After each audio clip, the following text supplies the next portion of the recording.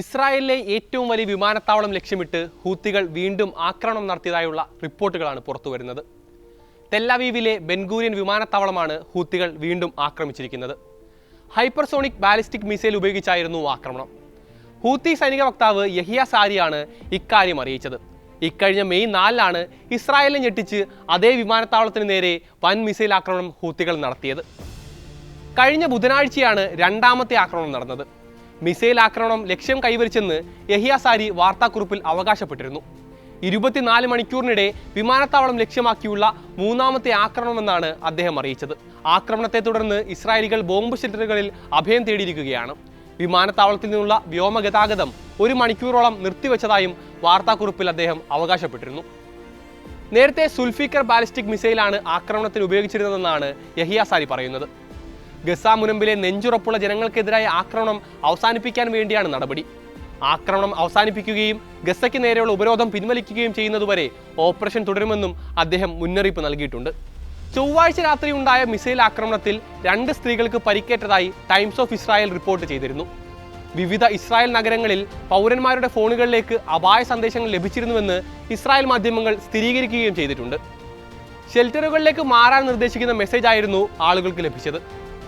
Ben-Gurion ആക്രമണത്തിന് പിന്നാലെ യമനിലെ തുറമുഖങ്ങൾക്ക് നേരെ ഇസ്രായേൽ ഭീഷണി മുഴക്കിയിട്ടുണ്ട്.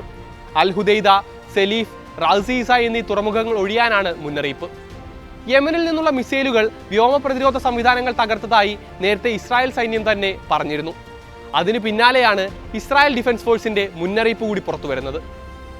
ഇസ്രായേലിലെ ഏറ്റവും തിരക്കേറിയ വിമാനത്താവളം കൂടിയാണ് ബെൻഗൂരിയോൺ. എല്ലാ സുരക്ഷാ സന്നാഹങ്ങളും മറികടന്നാണ് മെയ് 4-ന് വിമാനത്താവളത്തിൽ ഹൂത്തികളുടെ ഹൈപ്പർസോണിക് മിസൈൽ പതിച്ചത്. മിസൈൽ തകർക്കാൻ എയർ ഡിഫൻസ് സംവിധാനങ്ങൾ പരമാവധി ശ്രമിച്ചിട്ടും പരാജയപ്പെട്ടുവെന്നാണ് ഇസ്രായേൽ സൈന്യം സമ്മതിച്ചത്. IDFന്റെ ലോങ് റേഞ്ച് മിസൈൽ വേദ സംവിധാനമായ ആരോ എയർ ഡിഫൻസ് സിസ്റ്റവും അമേരിക്ക നൽകിയ അത്യാധുനിക ടാഗ് സിസ്റ്റവും ഉപയോഗിച്ചാണ് പലതവണ മിസൈൽ തകർക്കാൻ ശ്രമിച്ചത്. എന്നാൽ ആ നീക്കങ്ങളെല്ലാം വിഫലമാക്കിയാണ് മിസൈൽ വിമാനത്താവളത്തിൽ തന്നെ പതിച്ചത്. ആക്രമണത്തിൽ 6 പേർക്ക് പരിക്കേറ്റെന്നായിരുന്നു പുറത്തുവന്ന വിവരം. ടെർമിനലിൽ നിന്ന് വെറും 75 മീറ്റർ മാത്രം അകലെ വിമാനത്താവളത്തിന്റെ പ്രധാന മേഖലയിലാണ് മിസൈൽ പതിച്ചത്. അവിടെ വലിയ നാശനഷ്ടങ്ങൾ സംഭവിച്ചതായി പ്രാദേശിക മാധ്യമങ്ങൾ റിപ്പോർട്ടും ചെയ്തിരുന്നു.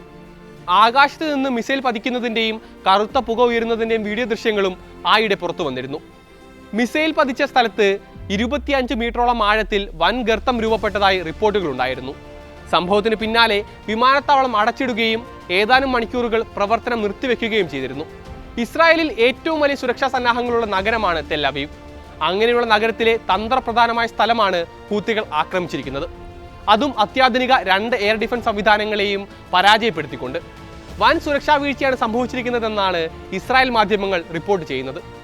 ബെൻഗൂരിയൻ വിമാനത്താവളത്തിന് നേരെ മുൻപും ഹൂത്തി ആക്രമണം ഉണ്ടായിരുന്നു. നെതന്യാഹു അമേരിക്കൻ സന്ദർശനം കഴിഞ്ഞ് വിമാനത്താവളത്തിൽ തിരിച്ചിറങ്ങിയ സമയത്ത് നടന്ന ആക്രമണം ഇസ്രായേലിനെ ഞെട്ടിക്കുകയും ചെയ്തതാണ്. അതിനുശേഷവും ചെറിയ തോതിൽ ആക്രമണങ്ങൾ ഉണ്ടായി.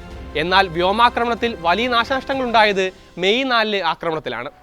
ആക്രമണത്തിന്റെ പശ്ചാത്തലത്തിൽ പ്രമുഖ വിമാന കമ്പനികൾ തെല്ലവീവിലേക്കുള്ള യാത്രയും നിർത്തിവെച്ചിരുന്നു. Lufthansa, Swiss Austrians airlines, Brussels airlines, Eurowings തുടങ്ങിയ കമ്പനികൾ മെയ് 6 വരെയുള്ള സർവീസുകളായിരുന്നു റദ്ദാക്കിയിരുന്നത്. എയർ ഇന്ത്യയും തെല്ലവീവിലേക്കുള്ള വിമാന സർവീസ് താൽക്കാലികമായി അന്ന് നിർത്തിവെച്ചിരുന്നു.